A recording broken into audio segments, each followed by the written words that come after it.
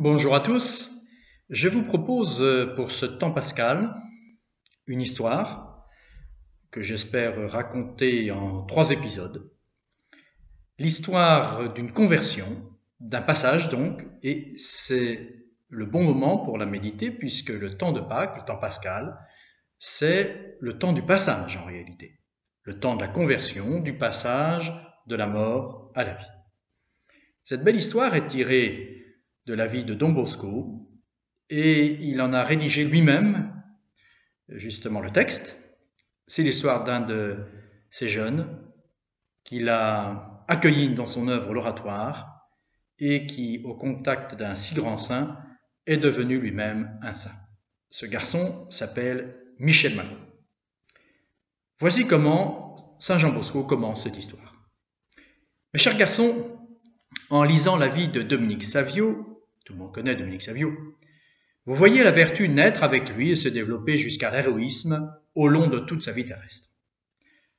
Dans la vie de Magon, nous voyons un enfant qui, laissé à lui-même, risquait de s'engager sur le lamentable sentier du péché.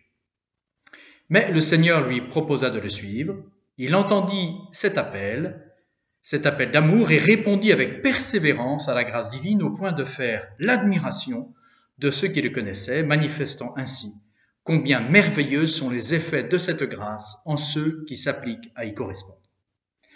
Vous trouverez ici quelques actions à admirer et un grand nombre à imiter. Vous rencontrerez aussi certains traits vertueux, certaines paroles qui semblent dépasser les possibilités d'un enfant de 14 ans. Mais c'est bien parce qu'elles sortent du commun que ces choses-là m'ont paru dignes d'être écrites.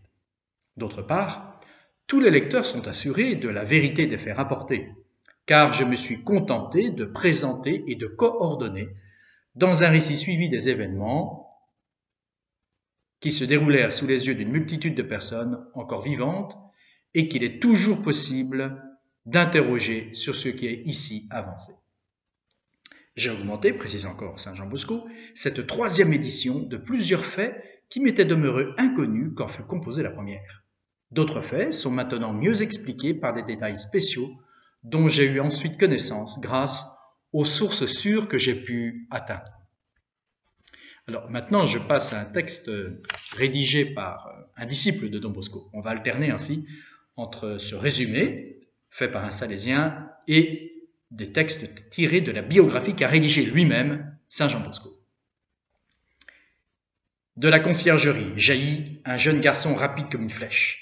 Avec la dextérité d'un pilote de Formule 1, il évite à 100 à l'heure une vingtaine de garçons qui se trouvaient sur sa trajectoire, lance le cri de Tarzan, franchit dans un style impeccable une haie, glisse entre 2 boxeurs imberbes qui s'arrêtent de cogner et le regardent stupéfait, lance son sprint final et freine brusquement devant une soutane en esquissant un salut militaire.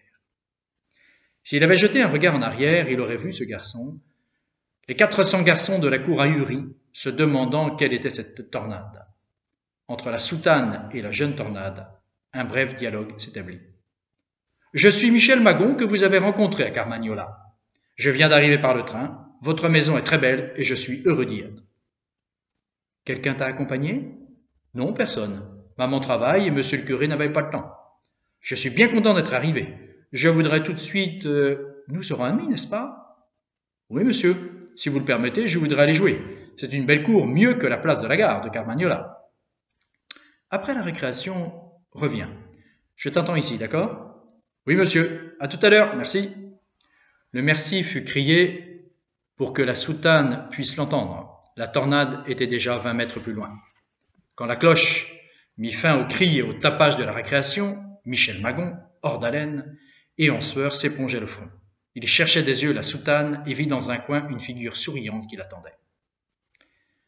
« Je dois m'en aller, les amis, à bientôt !» Il quitta le groupe de nombreux admirateurs qu'il s'était fait en moins de 2 et partit d'un pas décidé. « Alors Michel, tu t'es bien amusé ? » ?»« Ah, pour ça, oui. »« Ça te plaît de rester avec moi ? » ?»« Je ne retournerai pas chez moi, même si on me paye. Aujourd'hui, j'ai joué beaucoup. Vous avez vu ? Ce jeu de bar est formidable. Au début, je me suis fait prendre. 2 fois, parce que je n'avais pas encore compris la tactique, mais après... Quelle bêtise de la part de ces bleus qui voulaient m'avoir, mais... Tandis qu'ils montaient tous les 2 les escaliers, Michel décrivait avec enthousiasme toutes les péripéties du jeu. Il se sentait vraiment un héros. Le directeur poussa la porte. « Michel, voici mon bureau.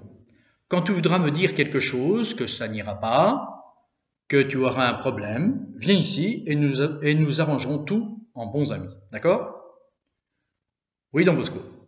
Entre, assieds-toi. Comment va ta maman ? » ?»« Bien, merci. Elle travaille toujours comme servante et fait ce qu'elle peut pour me nourrir ainsi que mes frères. Nous lui avons fait beaucoup de peine. Mais aujourd'hui, tu veux devenir un brave garçon, n'est-ce pas ? » ?»« Je suis prêt à tout pour le devenir. Mais j'ai déjà 2 camarades en prison et... Sois tranquille, Michel. Tu verras qu'il n'est pas difficile de devenir bon. Mais d'abord, que veux-tu faire ? Tu veux apprendre un métier ou étudier ? » Michel baissa les yeux et pour la première fois rougit. Dans sa petite tête s'élevait un désir fou, né peu de minutes auparavant durant la partie de bar. Mais il lui paraissait ridicule. Ce désir le bouleversait complètement. La seule pensée de l'avoir le troublait et pourtant ce désir était très puissant. Don Bosco, si un vaurien continue, si un vaurien peut devenir assez bon pour se faire prêtre, je me ferai prêtre comme vous. Il sentit le sang lui monter jusqu'à la pointe des cheveux. Il n'osait plus lever les yeux. Il avait l'impression qu'il venait de commettre une bêtise et que le prêtre devait le regarder sévèrement, très sévèrement. Et pourtant, ce désir était plus fort que lui. Il était né dans son cœur en regardant ce prêtre jouer au milieu des jeunes avec tant de joie et tant de bonté. Il sentait que vivre comme lui devait être formidable et que ce serait possible. Quand son cœur arrêta de sonner le tocsin, il leva les yeux et vit un large et bienveillant sourire sur le visage du prêtre. « Eh bien, je verrai, Michel, ce que saura faire un vaurien. Je vais te mettre aux études. » Michel avait un certain respect pour les prêtres. Autrement, il aurait sauté par-dessus la table et embrassé celui qui venait, avec tant de confiance, vers un vaurien. Ce garçon, donc, c'était Michel Magon. Et le prêtre, vous l'avez compris, s'appelait Don Bosco. Michel avait été rencontré dans la froidure d'un soir d'automne, alors qu'un épais brouillard envolait pour toute chose. Don Bosco, sous la marquise de la gare de Carmagnola, attendait son train. N'importe quel autre voyageur, par ce froid humide, aurait choisi la salle d'attente. Don Bosco cherchait autre chose. Une bande de gamins passa en courant. « Nous y sommes, pensa-t-il. Il doit y avoir un général parmi eux, un général en herbe pour diriger la manœuvre. » Don Bosco avait été, lui aussi, durant sa jeunesse, un général de la joie, et il cherchait de ses yeux le fameux gamin. Don Bosco s'avance, mais à peine la soutane est-elle sortie du brouillard que les gamins ont pris la poudre d'escampette, tous sauf un. Un seul n'a pas bougé. Ça doit être le général. Les jambes écartées, l'air courroucé, il attend l'ennemi. « Qui êtes-vous » Don Bosco sourit. « J'attends le train et je voulais jouer avec vous. » Le visage de l'enfant passa de l'irritation à l'étonnement. « Vous ? Un prêtre ?»« Oui, je ne peux pas. Et toi, qui es-tu ?»« Je suis Michel Magon, le général des garçons de Carmagnola. » Don Bosco fixa le garçon aux cheveux en broussailles et au fond de ses yeux remplis de fierté, il devina une âme généreuse qui s'en allait à la dérive. « Quel âge as-tu ?»« 13 ans. »« Tu as appris un métier ?»« Oui, celui de fainéant. »« Tu as été à l'école ?»« Oui, au primaire. » Quelques mots suffisent à Don Bosco pour saisir une situation difficile. Orphelin de père, garçon des rues. « Qu'est-ce que tu veux faire plus tard ? » « Faudra bien que je fasse quelque chose, mais je sais pas quoi. » « Si tu avais la possibilité de poursuivre tes études, d'apprendre un métier, tu le ferais ? » ?»« Oui, je crois, j'en suis sûr même. À force de vivre comme je fais maintenant, je sens que ça va mal finir. Je vais me retrouver en prison comme Freddy et Tonio. Mais que faire ? Papa est mort, maman n'a pas d'argent, qui peut m'aider ? Le train sifflait déjà. Il y avait risque de le manquer. Mais laisser tomber ce jeune n'était pas possible. Écoute, voilà mon train. Dans ma maison, j'accueille des garçons comme toi qui veulent s'en sortir en apprenant un métier. Ils ont une cour plus grande que la place pour jouer. Tu montreras cette médaille à ton vicaire. Il comprendra ce qu'il doit faire. Si tu veux venir, sache que ta place est préparée. Je t'attends. Une médaille. Quelle étrange monnaie pour un habitué du jeu d'argent sur les marches d'escalier. Mais pourquoi me l'a-t-il donné ? D'où vient ce curé ? Il m'a dit d'aller voir le vicaire ? Allons-y. Don Arricchio, le vicaire.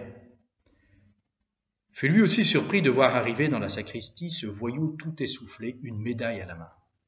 Quand il lui apprit ce qui était arrivé, il sourit et fit asseoir Michel, lui parla de ce prêtre qui, à Turin, avait une maison immense, avec des centaines de jeunes qui couraient, s'amusaient et apprenaient tant de choses.